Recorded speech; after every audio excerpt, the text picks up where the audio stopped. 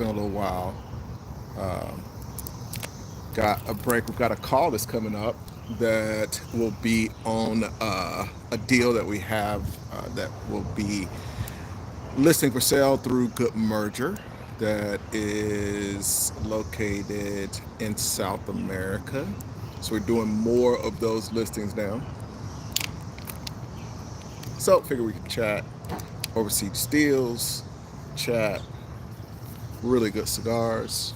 This is the 1935 anniversary edition of the Monte Cristo. The last time I did a live, I was doing a regular Monte Cristo. This one is actually amazing. As y'all know, this is my favorite cigar. Say hello as you pop in. We got Brian says hello. We got Jay says hello. Jay Baru says hello. Uh, Brian says, please teach me this game. What do you want to know about this game? I've been doing it for 20 years, so I can probably answer your questions. It's not too complicated, right? Only because we have a certain amount of time. Got a deal call that's coming up. Man, we just have some really amazing deals. The one thing that I will say, so I was just on I did a podcast interview with an amazing YouTuber, Jared Kraus, who was one of my clients. We did a deal. Actually, I'm gonna move this because the sun is kind of moving stuff down my back right now. Let's move that up.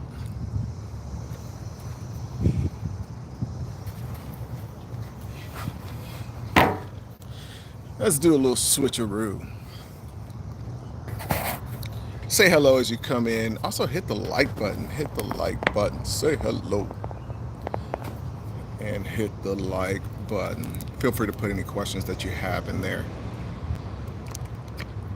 So, I'm drinking out of a plastic thing I am not a fan of, and encourage you not to drink out of plastic. Try as much as possible to drink out of glass, but where I'm having my cigar, they only have plastic. So, you do what you have to do sometimes. And what you have to do sometimes, as in right now, is hit the like button. So we're just doing this interview with the past client who now has a really awesome YouTube channel on buying internet businesses. And, we did a deal for him years ago where, he was looking for freedom. And, I love catching up with those folks because in a lot of ways, it's like that was something that obviously changed his life in a lot of ways. Now he's really working in this M&A space, helping others buy internet businesses. So at that point, I was doing a ton of internet deals, right? So I was doing all of these internet deals because they tended to be the very best opportunities. And I'm such a big fan of location independence. I've always been a big fan of that. But now I feel like it's gone from being a fan to feeling like it's just necessary.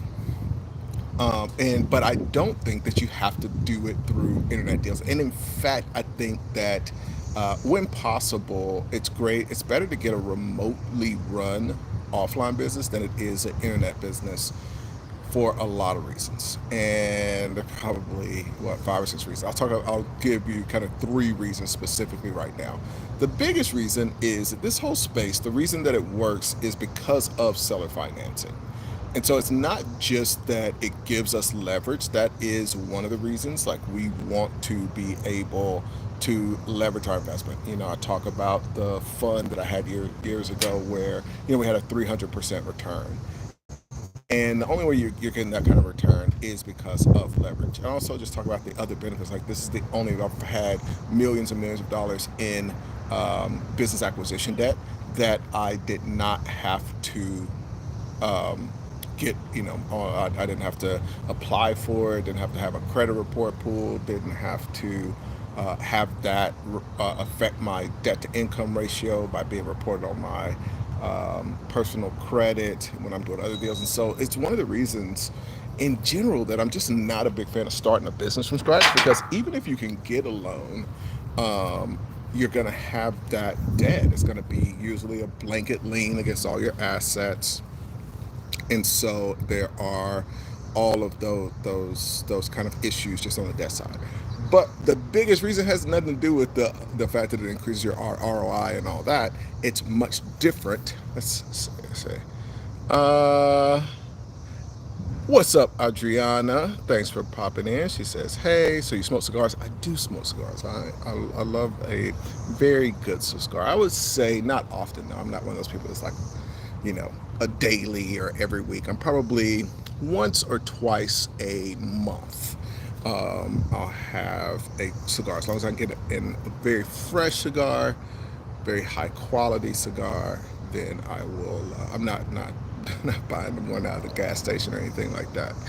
Uh, Hello.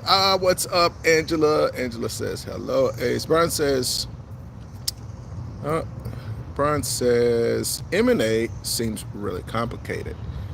So I would say that everything is complicated until you start to do it.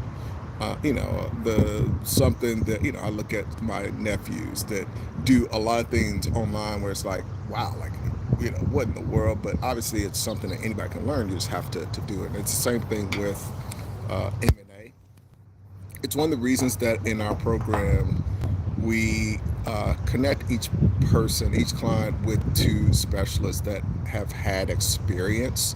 Because nothing beats experience. Like you can watch videos, you can read some books, and I encourage you to do those things. But the most important thing is um, being able to do some deals with someone that has some experience. I was really fortunate.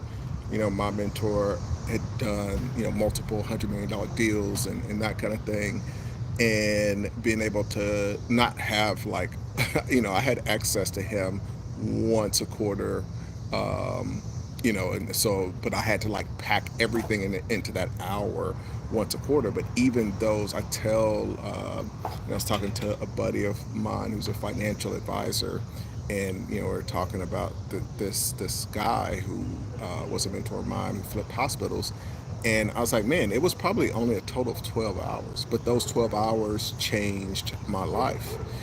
But I think that there's nothing that can compare with experience, and so in addition to learning, the real key is having somebody who has experience as you're going through the deals to help you, keep you from making the pitfalls, to give you like creative ideas on how to close deals, and that's the fun part. So back to this financing thing, the biggest issue with the internet businesses that I was talking about in this interview not doing financing is the due diligence check. It's basically like if someone had it was an insider trader for a publicly traded business, and they know everything that's going on with that business. If you come along and you want to do a deal with that business and you're kind of negotiating with them, they're at a huge advantage because they know intimately everything that's going into that business, and you don't. And so that's one of the reasons that the SEC puts restrictions. They put restrictions on what an insider can do versus a public person, a person in the public that doesn't have that insider information. So the reason that we have some earn out, we have some seller financing in all of these deals has very little, I mean, it doesn't have very little, it has a lot to do with the ROI and the increase in the return, but it has even more to do with the due diligence check. And this is where a lot of people get confused because they think, oh, like I want to get really good at due diligence. And being great at due diligence is important. We spend a lot of time on training due diligence. But before that, the like due diligence doesn't really matter compared to having a really great structured deal where that owner has is basically by financing you buying the business. It's basically an investor in you buying the business, and so they've got the insider information, but they're also motivated and wrapped into the deal, and wrapped into your success. And that's really the only way to make these things happen. When I get people that come to me and they're like, oh, like, they went out and they tried to do a deal on their own without having somebody helping them, and they're like, oh, I got this SBA. I'm telling you, it's not something you want to do. I got this multi-million dollar SBA loan. It sounded really good, and now the business owner, the business owner isn't helping me. The business isn't doing what it's supposed to do. I've got this big debt. I gotta make money every single month, and the owner rode off into the sunset with all the money. And so when I first started doing internet deals, all the deals had a substantial amount of financing, and most deals now they're trying to get you to pay all up front. And I beg of you not to do those deals, because this is an amazing, amazing asset because of the way historically it's worked. And so when people are using those numbers of, hey, here's the ROI for the last 50 years, and I will talk about this as well, when you're doing these deals and you're, taking a risk, the smart risk is I'm buying it structured correctly. And that's what those high returns over the last 50 years represent. When you're buying the business and you're not structuring it the way that we teach, then you're actually not a part, you're not doing it the way that those, you're not structuring in a way that the deals that you're basing kind of that historical return off of were structured.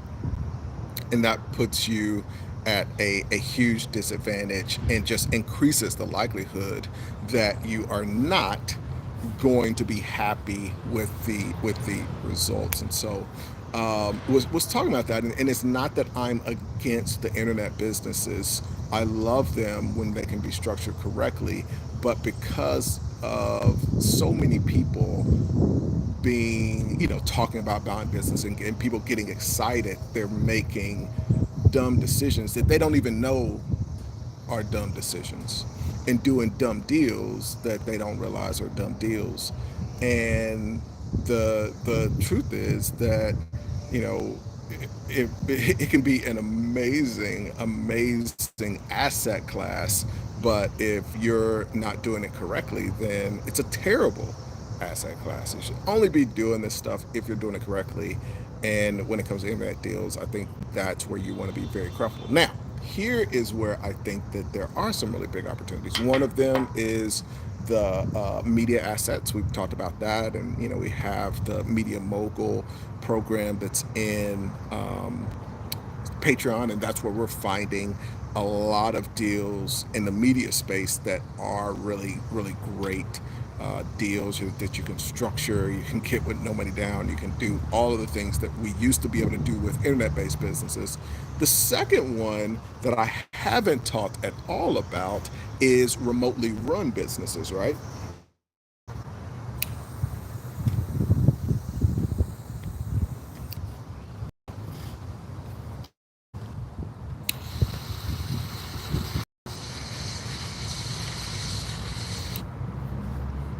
When it comes to the remotely run businesses, is that are offline businesses, but they are, I'm a little bit sorry about that, but they are, they're offline business, but they're run remotely. So you basically run them like they're an internet business.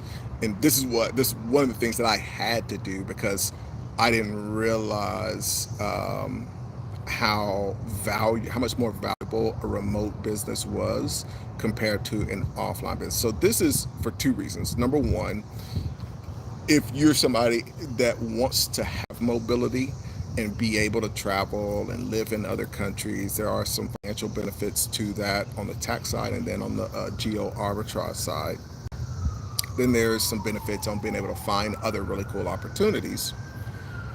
And so, like, setting when I was trying to sell my businesses, they were more profitable because other people wanted to buy those businesses that were offline but run remotely. And then we'll let the sirens pass.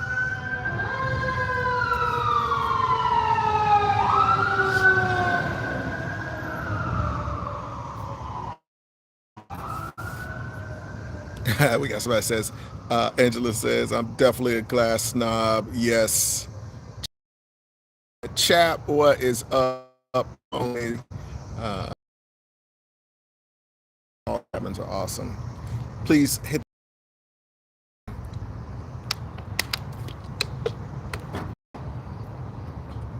and say what up, like hooray.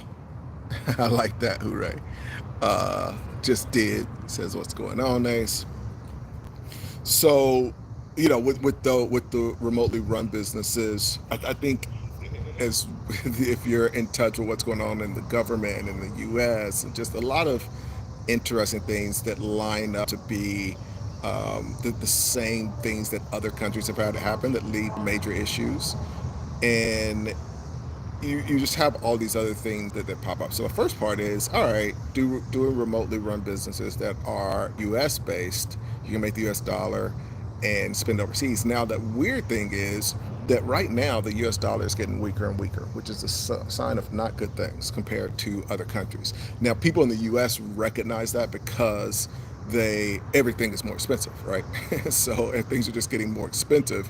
So they're like, man, the dollar is like not going as far. But when you go to other countries, you see that no, like it's not just that things are slightly more expensive. Like the U.S. dollar compared to, we're basically at the beginning of it because when you're in these other countries, the U.S. dollar is like plummeting compared to countries that are not very economically established or economically developed countries. So I've got I got businesses that generate money in two other countries, just two other currencies, and in both of those countries, I'm really glad that I kept my money in the other currency because that has increased the value of that money. So basically, in one of them, I've seen there's been I did the hotel deal, um, and so that's just like extra free money. And so typically in the past, one of the reasons that you wanted, or just like we wanted to generate money in dollars, is because of the strength of the dollar. Well, because there's printing, anytime you spend, you just print trillions of dollars of something, then you're going to impact the value of it. And so since we've got governments that are really stuck. There's not even there. It's not malicious. It's just if you've got trillions of dollars in debt and just the interest of it, you don't make enough money to pay the interest. You literally have to borrow trillions more just to be able to pay the interest, let alone like all the other people stuff that people want, blah blah blah. So you've got things like Social Security, which is bankrupt, and so they're gonna have to print trillions, and so the dollar is going to continue to get weaker and weaker. And so what you want is to start to look at deals that are overseas as well. So having a business generate money, that's the most important thing. So if you can't do a deal that's overseas that also is run remotely, then you at least want to do a deal where you can make the dollar and then be able to diversify kind of your location and become location independent. This bee is trying to get me. Ah. So you want to be able to do that. But the very best thing is getting something that generates money in a whole nother currency. And I think more than ever, it's just really good to be diversified as far as the income that you're generating, the currencies that is in. So those are the options. All right, let's say hello. Brian says your B day is coming up. It is. It is. It's coming up in a month, man. I got it from. I was just thinking about that. Like, what do I want to do? What do I want to? Where on the planet do I want to be for my birthday? That's coming up, and yeah, I have not decided yet. I haven't decided yet, but I'll definitely be doing some celebrating. Let's see. Any other questions? I just wanted to pop in here real quick. I do have a call coming up. Thank y'all for the likes. Thank y'all for saying hello, and thanks for popping in. Like I said before, I'm gonna try to do these every once in a while. So I'm always glad when I can catch a few of y'all that happen to be around and can come in live. Have a great one. Talk to y'all soon.